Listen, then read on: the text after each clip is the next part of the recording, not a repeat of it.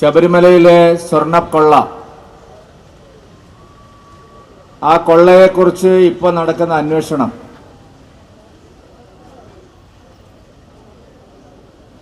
ഈ കുറുക്കന്റെ കയ്യിൽ കോഴിയെ സംരക്ഷിക്കാൻ ഏൽപ്പിച്ചതുപോലെയുള്ള ഒരു സമീപനമാണ് സർക്കാർ ഇപ്പോൾ നടത്തിക്കൊണ്ടിരിക്കുന്നത്.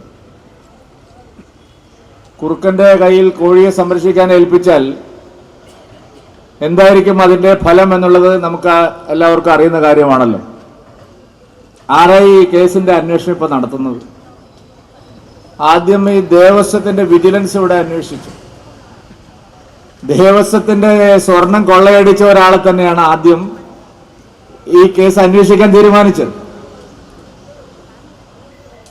അങ്ങനെ അദ്ദേഹം ഉണ്ടാക്കിയ ഒരു തിരക്കഥ, ഈ അന്വേഷണം എങ്ങനെ പോകണം, അതേ തിരക്കഥയാണ് സ്പെഷ്യൽ ഇൻവെസ്റ്റിഗേഷൻ ടീം ഇവിടെ കഴിഞ്ഞ കുറച്ച് ദിവസമായിട്ട് നടത്തിക്കൊണ്ടിരിക്കുന്നത്. അതുകൊണ്ടാണ് ഈ ഉണ്ണികൃഷ്ണൻ പോറ്റിയെ സ്ഥലത്തുണ്ടായിട്ടും അവർ കസ്റ്റഡിയിൽ എടുക്കാതിരുന്നത്. ഉണ്ണികൃഷ്ണൻ പോറ്റി ദേവസ്വം മന്ത്രിയുടെയും ദേവസ്വം ബോർഡ് പ്രസിഡന്റിന്റെയും ഒക്കെ അറിവോടുകൂടി ഒരു പ്രത്യേക സ്ഥലത്തിരുന്ന് എന്ത് മൊഴിയാണ് കൊടുക്കേണ്ടതെന്ന് പഠിപ്പിച്ചതിന് ശേഷമാണ് SIT അദ്ദേഹത്തെ അറസ്റ്റ് ചെയ്യുന്നത്.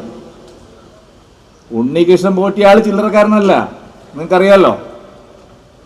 ഉണ്ണികൃഷ്ണൻ പോറ്റി പിണറായി വിജയനേക്കാളും വാസവനേക്കാളും അവരാണല്ലോ ഇപ്പൊ ഏറ്റവും വലിയ സമർത്ഥന്മാരായിട്ട് എങ്ങനെ അമ്പലം കൊള്ളയടിക്കാമെന്നുള്ള ഡോക്ടറേറ്റ് എടുത്തിരിക്കുന്നത്.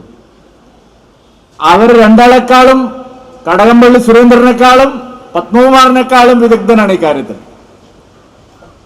അപ്പൊ ഉണ്ണികൃഷ്ണൻ പോറ്റി ഇപ്പോ SITക്ക് നൽകുന്ന മൊഴികളെല്ലാം നമ്മുടെ മാധ്യമ സുഹൃത്തുക്കള് ഈ പോലീസുകാർ പറഞ്ഞു കൊടുക്കുന്ന അതേ മൊഴി ബ്രേക്കിംഗ് ന്യൂസായിട്ട് കൊടുക്കാൻ നിൽക്കണ്ട. ഇത് എൻ്റെ ഒരു അഭ്യർത്ഥനയാണ്. കാരണം ഇതെല്ലാം നേരത്തെ തയ്യാറാക്കിയ ഒരു തിരക്കഥയുടെ ഭാഗമായിട്ട് നടക്കുന്ന കേസ് അന്വേഷണമാണ്. ഇതിൽ എന്താണ് യഥാർത്ഥത്തിൽ സംഭവിക്കാൻ പോകുന്നത് എന്നുള്ളത് വാസവനും അറിയാം, പിണറായി വിജയനും അറിയാം. ഈ SIT അന്വേഷിക്കാൻ തുടങ്ങിയ ദിവസം നിങ്ങൾ എല്ലാവരും ശ്രദ്ധിച്ചിട്ടുണ്ടാവുമെന്ന് എനിക്ക് തോന്നുന്നു. കടകംപള്ളി സുരേന്ദ്രനെ മുഖ്യമന്ത്രി ശ്രീ പിണറായി വിജയൻ വിളിപ്പിച്ചിരുന്നു. ഏതെങ്കിലും ചാനലിൽ ആ വാർത്ത വന്നിട്ടുണ്ടോ എന്ന് എനിക്കറിയില്ല. SIT കേസ് അന്വേഷണം ഏറ്റെടുത്ത ഉടനെ തന്നെ അന്നത്തെ ദേവസ്വം മന്ത്രിയായിട്ടുള്ള കടകംപള്ളി സുരേന്ദ്രനെ പിണറായി വിജയൻ വിളിപ്പിച്ചിരുന്നു.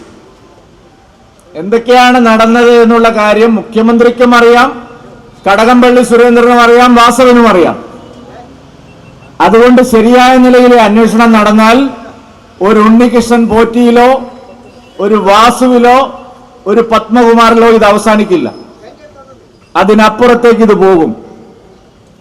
ഞാൻ പറഞ്ഞല്ലോ, ഉണ്ണികൃഷ്ണൻ പോറ്റി നമ്മൾ ഇതുവരെ കണ്ടതുപോലുള്ള ഒരു പോറ്റിയല്ല.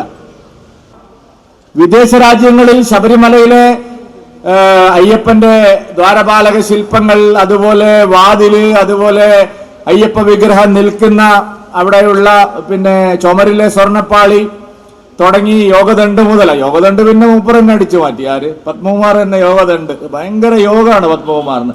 അയ്യപ്പന്റെ യോഗദണ്ഡും അതിന്റെ പിന്നെ രുദ്രാക്ഷമാലയും മോൻ തന്നെ പിന്നെ ചെയ്തു. അതാണ് വേറൊരു കാര്യം. പ്രശാന്ത് പറയുന്നത് ഞാനിതൊന്നും അറിഞ്ഞില്ല, അതൊക്കെ പഴയ CPM-മാർ ചെയ്തതാണ്, ഞാൻ കോൺഗ്രസ് ആയിരുന്നു അന്നെന്നാണ്. കോൺഗ്രസ് ആയ എളുപ്പമല്ലേ? CPM-ഉം കോൺഗ്രസും കൂടി കൂടിയാ പിന്നെ ഇരട്ടി ശക്തിയല്ലേ പിന്നെ പ്രശാന്തിന് കിട്ടിയിരിക്കുന്നത്. ഇവർക്കെല്ലാം ഇതറിയാം.